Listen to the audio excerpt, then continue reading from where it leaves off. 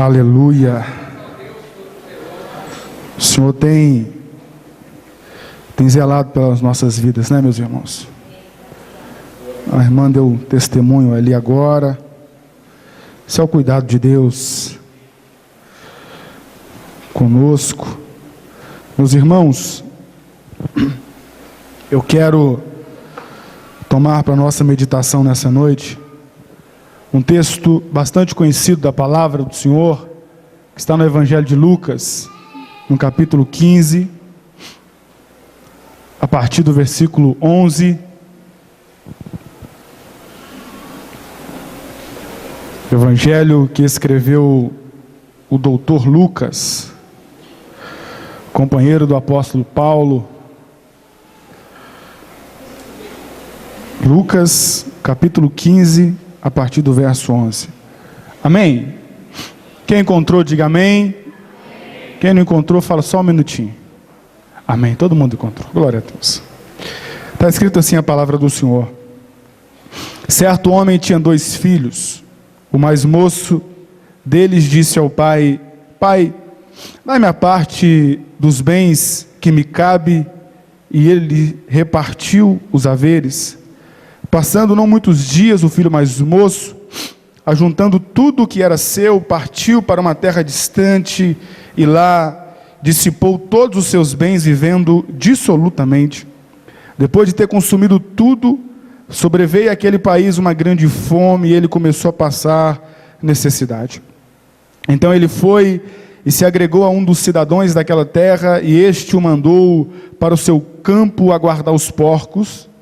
Ali estava ele a fartar-se das alfarropas que os porcos comiam, mas ninguém lhe dava nada. Então, caindo em si, disse: Quantos trabalhadores de meu pai têm pão com fartura, e eu aqui morro de fome? Levantar-me-ei e irei ter com meu pai, e lhe direi: Pai, pequei contra o céu e diante de ti, já não sou digno de ser chamado teu filho, trata-me como um dos teus trabalhadores. E levantando-se foi para o seu pai. Vinha ele ainda de longe, quando seu pai o avistou, e compadecido dele, correndo, o abraçou e beijou. E o filho lhe disse: Pai, pequei contra o céu e diante de ti, já não sou digno de ser chamado teu filho. O pai, porém, disse aos seus servos: Trazei-me depressa a melhor roupa, vestiu, pondo-lhe um anel no dedo e sandália nos pés. Trazei-me também e matai um novilho cevado, comamos e regozijamo-nos. Porque este meu filho estava morto e reviveu, estava perdido e foi achado, e regozijaram-se. Amém? Vamos ler somente até aqui o versículo 24. Gostaria que os irmãos ficassem com as suas Bíblias abertas. Nós vamos acompanhar aqui. E gostaria também de fazer mais uma oração com os irmãos. Orar nunca é demais, orar sempre é pouco. Então vamos orar. Pai, eu glorifico o Senhor nessa noite. Glorifica o Senhor por estar aqui na tua casa. Glorifica o Senhor pelos teus filhos que estão aqui, meu Pai. Glorifica o Senhor pelo privilégio de estar aqui nessa noite, fazendo o depósito, Pai, da minha fé, da minha alegria, da minha gratidão. Nós estamos aqui depositando no Senhor, porque sabemos que isso, ó Pai, opera em nós grandes riquezas, ó Pai, grandes maravilhas. Nós já cantamos nessa noite, já ofertamos, já conferimos aqui escritura com escritura, já lemos a Tua palavra, que é o maior bem que o Senhor deixou nessa terra, meu Pai, a Tua palavra. Muito obrigado por isso. Fale conosco, meu Pai, nos dê graça nessa noite, para sairmos daqui, meu Pai, completamente restaurados, oh meu Pai, totalmente envolvidos com o Senhor. Fala conosco, uma vez mais, em nome de Jesus, amém, meus irmãos? Pode sentar, irmãos, em nome de Jesus.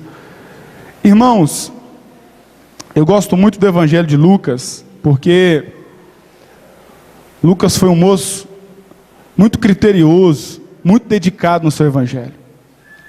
E ele foi um moço detalhista. Embora não caminhou com Jesus fisicamente, mas foi um moço que prezou pelos detalhes, pelas minúcias.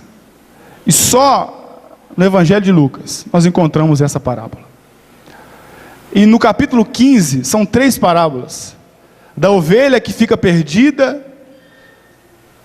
da dracma que se perde e aqui de um filho que se perde ao longo da vida por interesses que causam dúvida na nossa mente. E o versículo 11 e o versículo 12 está relatando que esse moço pediu ao seu pai uma parte do que cabia a ele por herança. Como o pai ainda estava vivo, não tinha como repartir a terra. O pai então, vou desligar você que você está me atrapalhando. Agora melhorou. O ventilador está falando mais alto que eu. E o pai então, como não tinha como repartir as terras, repartiu o dinheiro. Deu para o filho a parte que cabia a ele em dinheiro, a parte da herança. Esse menino então juntou tudo que ele tinha, toda a sua herança, todo o seu dinheiro, encheu o bolso e foi embora. E o que me pergunto é, por que que o pai não insistiu com ele, pastor Jefferson, dizendo: filho, não vai embora. O que te falta aqui na casa do seu pai? O que tem te faltado aqui comigo? O que está acontecendo? O que chateou você? Por que você está triste?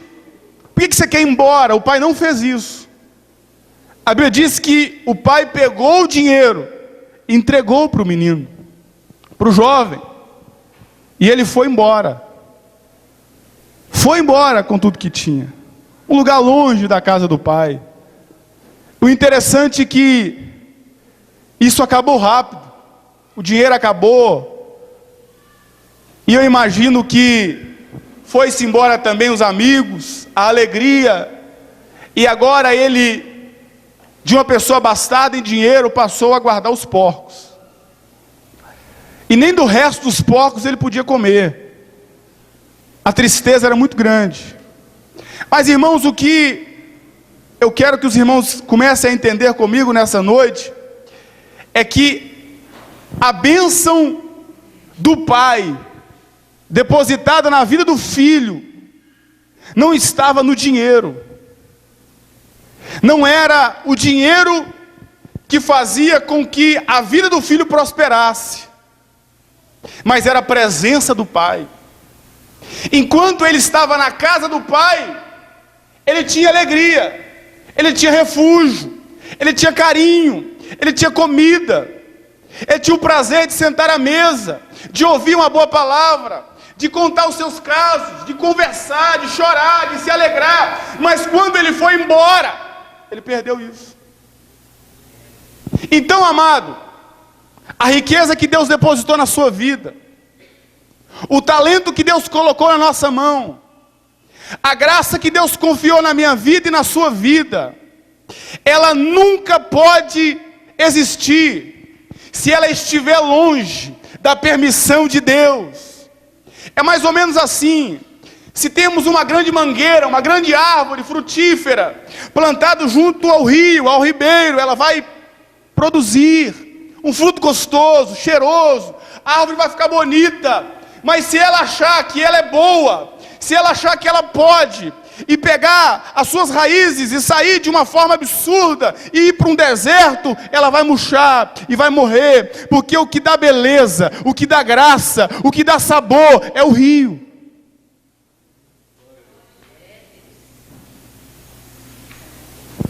O que impulsiona a sua vida, o que faz com que você frutifique, o que faz que o teu ministério desenvolva, que a sua vida desenvolva, que o seu trabalho desenvolva, que você seja uma boa mulher, um bom pai, um bom filho, um bom patrão, um bom funcionário, um bom pastor, um bom levita, tudo isso, o que faz com que isso aconteça é a graça de Deus. Não é porque eu sei, não é porque eu estudei, não é porque eu tenho conhecimento, não. É porque Deus nos dá graça a cada dia. O que testifica o meu ministério não é o meu talento, é a unção de Deus sobre a minha vida, é a graça de Deus sobre a minha vida. o que me autoriza a profetizar, o que me autoriza a cantar, o que me autoriza a fazer aquilo que o Senhor nos mandou é Ele mesmo. Então quando o filho vai embora, acaba isso. Só que o menino não entendeu isso. Ele não entendeu isso. Ele foi embora. E hoje, irmãos, eu quero abrir um grande parênteses para dizer que nós estamos trocando talento por unção. Afinal de contas, ela é talentosa. Afinal de contas, ele é talentoso. Quando ele abre a Bíblia, diria um grande filósofo, o fogo cai. Quando ela pega aquele microfone, a igreja vibra. Mas esquece que é só talento, não tem unção. Meu irmão, eu já disse isso aqui várias vezes e vou dizer de novo. O apóstolo Paulo disse: olha, eu não canso de falar as mesmas coisas, e se ele falou, eu também posso falar. Queridos, se a tua palavra não salva ninguém, se o teu louvor não está libertando ninguém, se o teu aperto de mão, se o teu cheiro, se o teu abraço, se a tua palavra não está trazendo o pecador arrependimento, para tudo. Tem alguma coisa errada, alguma coisa não está funcionando bem, para tudo, comece de novo. A nossa vida, ela tem que ser assim. Eu tenho que dar frutos, eu tenho que frutificar, eu tenho que ser aquele que conduz as pessoas, aquele que conduz meu pai, meu irmão, a pessoa ao arrependimento. Se eu não faço isso, tem uma coisa errada. Vamos voltar para cá, deixa isso para outro dia. Ele gastou tudo que ele tinha, ele entregou tudo que ele tinha, e o dinheiro acabou, Júnior. Não tinha mais dinheiro, as festas acabaram. E a Bíblia diz que, e a parábola que Jesus contou aqui, e ela é muito forte, porque ela diz que o menino foi procurar uma das pessoas que moravam naquelas terras, e ele se contentou em morar com os porcos, em cuidar dos porcos. Mas aqui eu comecei a pensar o seguinte, lá em Levítico, o porco é um bicho imundo. Então Jesus estava dizendo, mesmo sendo uma parábola, ele estava dizendo que um judeu estava agora no meio dos porcos, animal impuro, animal imundo. Este fruto chamado alfarropas era um fruto aquático, dava no brejo, e agora nem isso ele podia comer, nem do resto que sobrava ele podia comer. Meu irmão, sabe o que é isso? Quando eu saio da legalidade, quando eu saio da presença, quando a mão de Deus não faz sombra mais na minha vida, sabe aonde eu vou estar? Aqui no meio dos porcos. Qualquer coisa me serve. Graças a Deus que esse menino teve uma visão de entendimento. No seu coração bateu saudade da casa do pai.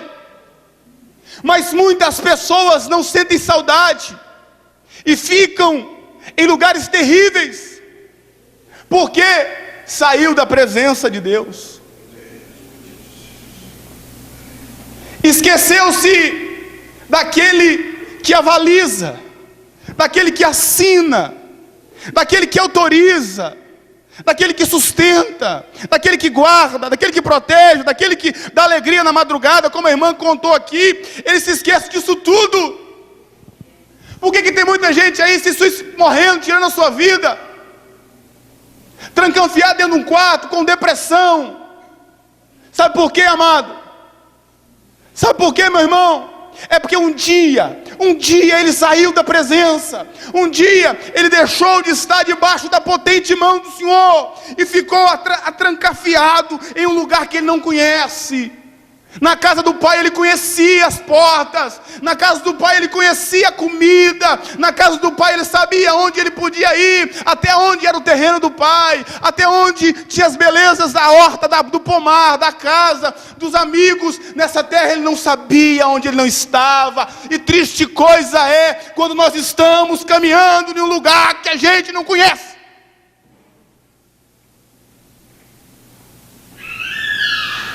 É assim que foi com ele.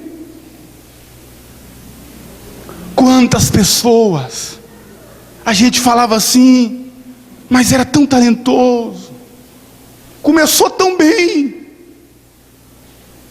Você lembra dele? Você lembra dela?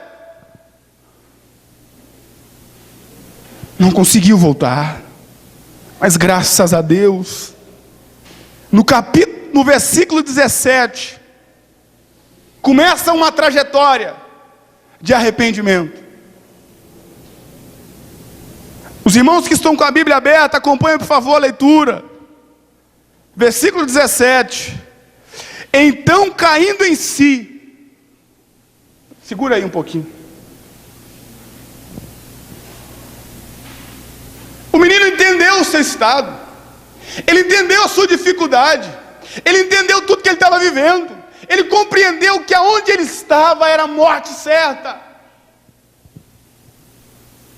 Caindo em si, não sei como, talvez sentado em um canto, todo sujo, todo avacalhado. Amados, e aqui, meu irmão, entra algo que, como diria minha avó, tinha precisão disso. Tinha necessidade disso, porque esse caminho de volta, meu irmão, essa volta, esse caminho, como dói. Esse caindo em si aqui, meu irmão, representa o seguinte: eu estava errado, o meu pai estava certo.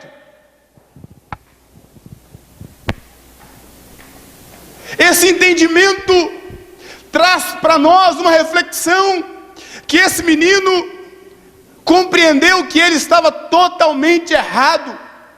Ele entendeu as minhas convicções, aquilo que eu pensava, aquilo que eu achava, está errado. Lá é o melhor lugar para mim. Aqui mexe com orgulho. Porque quando ele saiu assim: estou com dinheiro, eu tenho, eu sou o bambambam. Bam, bam. Mas quando ele voltou, não, amado, ele voltou sujo. O próprio irmão disse isso. No final do capítulo 15, o irmão disse: olha, esse teu filho, nem é irmão mais, é esse teu filho. Esse teu filho aí, gastou tudo que tinha com as meretrizes. O próprio encontro dele com o pai, nós vamos chegar lá ainda, relata que ele estava terrivelmente sujo, maltrapilho. Era um entulho ambulante. Vamos continuar. Olha o que ele disse, versículo 17: quantos trabalhadores meu pai tem? Os trabalhadores do pai dele comiam pão com fartura, e ele morrendo de fome.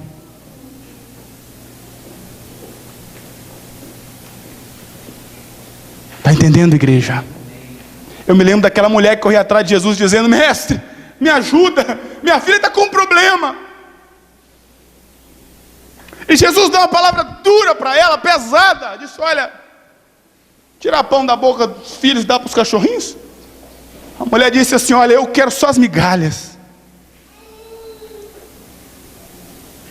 Já comeu biscoito creme crack, irmão? Já comeu?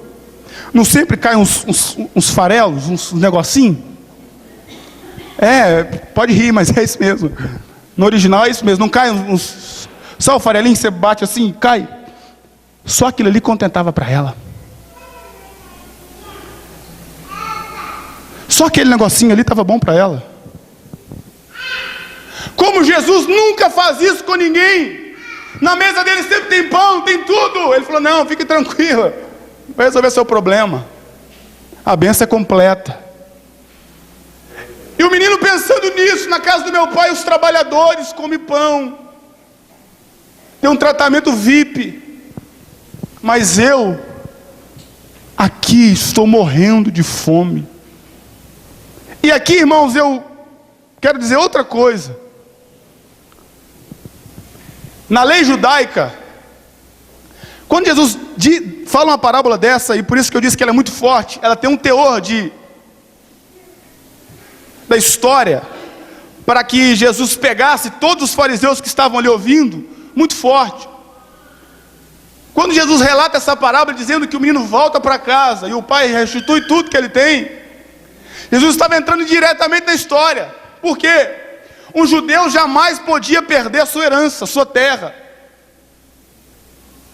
Se ele vendesse a sua terra, se eu vendesse a minha terra para o pastor Jonas, passou-se alguns anos, e o pastor Jonas se recuperasse, ele podia voltar comigo e falar, olha, a terra é minha por herança, eu vou te comprar de volta. Eu tinha que devolver a terra para ele. Ou então, se eu não tivesse dinheiro, estava quebrado mesmo, e viesse algum parente, ele poderia recuperar a minha terra. Ou se não viesse ninguém, eu ficasse perdido, sem nada, sem dificuldade nenhuma, acabou, não tem dinheiro, não tem parente, não tem nada. No ano do jubileu, se o pastor Jonas viesse até a mim, eu tinha que devolver as propriedades para ele. Está entendendo, irmão?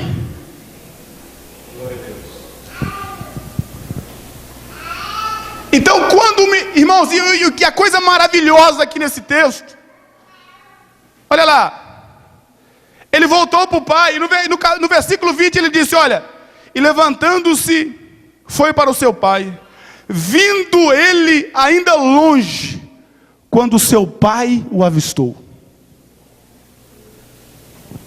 Sabe o que eu entendo aqui, Júnior? É que todo dia, Júnior, o pai chegava na porta da casa e olhava, será que ele vem hoje? Será que ele está chegando? Ele pode vir hoje. O pai estava na expectativa do retorno do filho. O pai estava na esperança que a qualquer momento ele iria aparecer de algum lugar, de atrás de um arbusto, atrás de uma árvore, atrás de uma montanha. O pai estava na esperança que um dia o filho ia lembrar dele, ia pegar o caminho de volta.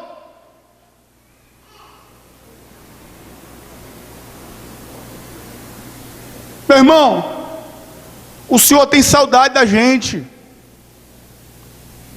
Quando a gente trancava a porta do quarto, dobrava o joelho e passava a noite chorando. Não precisava passar luta não, Zé Geraldo. Poderia estar tudo bem, mas era o prazer de estar na casa do Pai. Era o prazer de estar com comunhão. Porque estar na casa não é morar na casa, não, estar na casa é ter comunhão com Ele.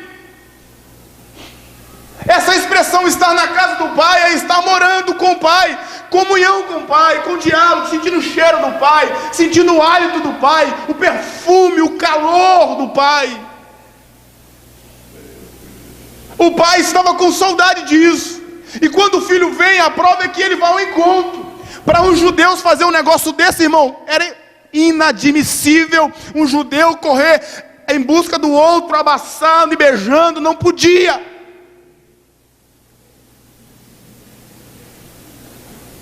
Não podia fazer isso. Mas o pai estava com saudade do filho. Como o nosso Deus tem saudade da gente, irmão.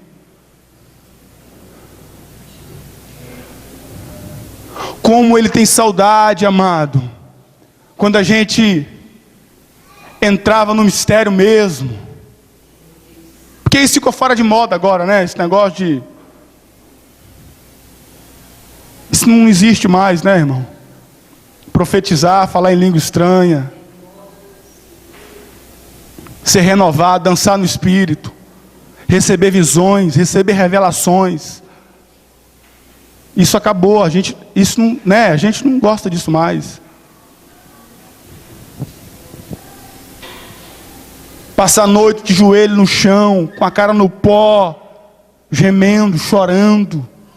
Fazer uma semana de jejum. O irmão te ligar e falar: irmão, eu estou precisando, estou passando uma luta. Você dizer assim para ele: fique caladinho que eu vou orar por você. Acabou-se aquele negócio assim: eu vou na casa do evangelista Júnior porque eu quero orar com ele. Acabou isso. Alguém me conta que o irmão está passando uma luta, eu falo assim: coitado, né? O dó dele. Mas eu não coloco a mão no ombro dele e falo assim: irmão, essa semana eu vou orar contigo. Essa semana eu vou jejuar pela sua vida. Meu irmão, Deus está com saudade desses crentes. Isso não é fora de moda. Isso não é coisa que acabou, não, nada disso. A igreja que vai entrar no céu, uma igreja que entende aquilo que Deus nos deu, que é a graça da oração, é a graça do aperto, é a graça do abraço, do beijo, da comunhão, de partir o pão. Irmão, vamos falar a verdade. Nós estamos preocupados demais em encher a igreja, amados. Nós plantamos bananeira. Nós chamamos um cantor famoso, um pregador famoso. Anunciamos que vão dar R$100 para as pessoas. Fazemos de tudo para encher a igreja. E não fazemos nada para levar ninguém para o céu. Nada.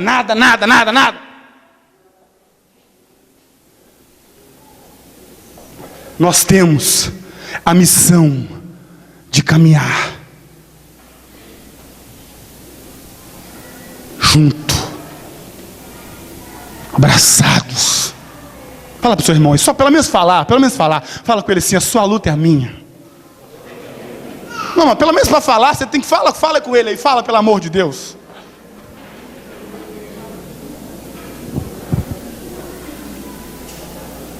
Jesus, tem misericórdia de nós todos separados.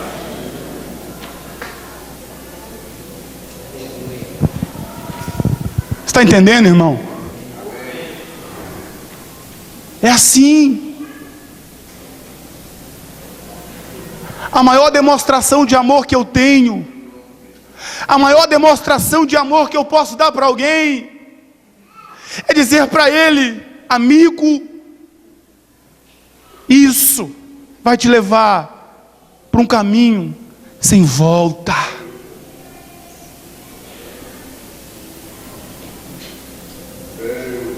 O amor que eu tenho que demonstrar para o próximo é dizer para ele que esse caminho vai te levar para ficar no meio dos porcos. Você vai comer uma comida que não te cabe. Vai conhecer pessoas que não te entendem. Ninguém vai ouvir o seu irmão. O que mais me impressiona e o que mais me choca nessa história é que ninguém ouviu o choro desse moço.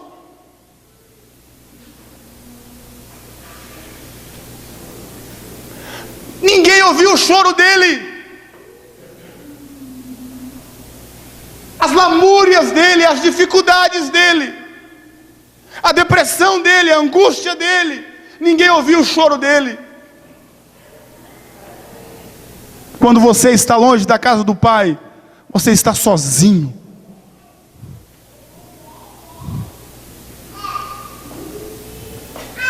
Vamos continuar com o relógio, não converteu não.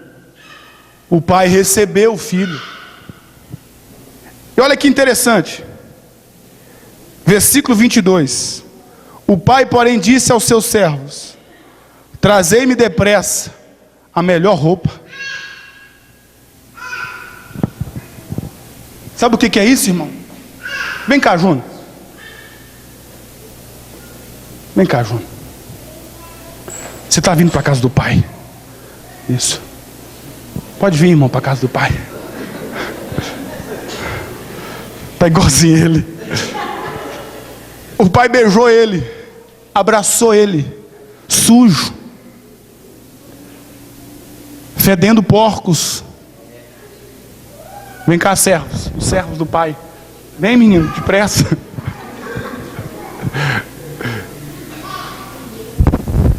Os servos teve que trazer para o filho vestes de salvação.